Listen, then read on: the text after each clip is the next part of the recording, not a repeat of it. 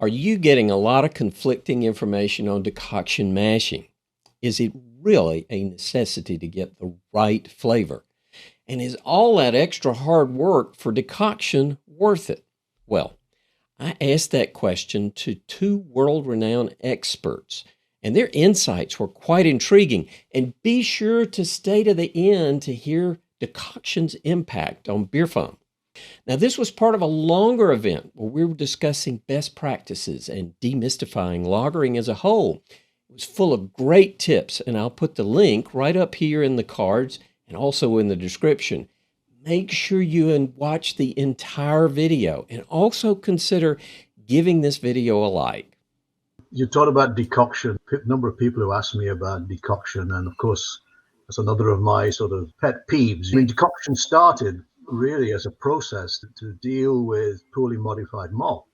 And these are the days before temperature, before thermometers, and before anybody knew about enzymes. And they're great brewers, so they worked out how to progressively raise the temperature to make sure they dealt with things like the beta glucans, and yet then went to a high enough temperature to deal with the starch. But of course, nobody had vessels in those days where you could actually change the temperature inside a single vessel. So people say to me, you've got to do decoction mashing to make a certain type of product. And I guess you could talk about all the different flavor changes which are taking place during heating. And some of those are going to be Maillard reactions. Yeah, there's going to be some chemistry.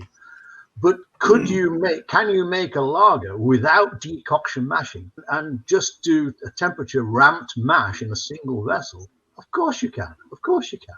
The biggest selling brand of beer in the UK does it that way. You don't have to do decoction mashing, but they've been doing it for so long. It's part of the process. So if they change it now, it's going to take you away from that process. And yeah, if there is anything in their prolonged storage in wooden vessels, I guess that's part of the process now. But if somebody's listening and they say, I want to make a lager, then forget that you have to do anything like decoction mashing, or forget that you've got to have prolonged storage.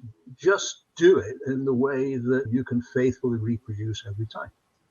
Last word on decoction mashing myths? I never done the 3 decoctions in my life like they do. I done one time decoction, or a spring mash, as you say in spring mash Verfahren, as you say in German. That's mostly to produce a beer with more mouthfeel. So I would say there is something to it. It depends on what you want to do what the specification should be in the final beer. So if you need it or not, it depends on what you want to create.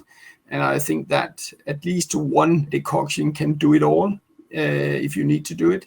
And of course, it depends on your brewhouse equipment as well. Maybe one word also on foam, but I think that it's more to do with the brewer and the process in the end, what you want to accomplish. Now, this was just one clip from the entire replay.